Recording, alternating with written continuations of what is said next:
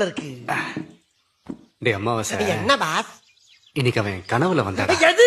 ஏன் முங்கடி உங்க கனவுல வந்தாளா? ஏண்டி எனக்கு நிச்சயம் பண்ணிட்டு எல்லாரும் கனவுல போய்க்கிட்டு டேய், அவ இல்லடா, அம்மு குட்டி.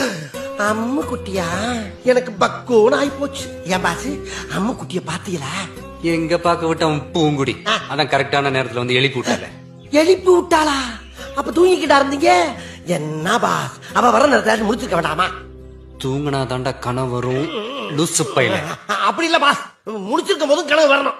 அதத்தான் உண்மையான காதலுங்கிறான் பாரதியார். பாரதியாரா பாரதி ராஜாவா? பாவம், அவரே கன்ஃபியூஸ் ஆயிட்டாரு.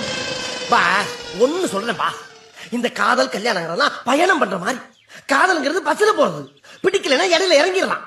கல்யாணங்கிறது பிளைட்ல போற மாதிரி, பிடிக்கலன்னா இடையில எல்லாம் இறங்க முடியாது. தங்கு வேற அந்தரம்.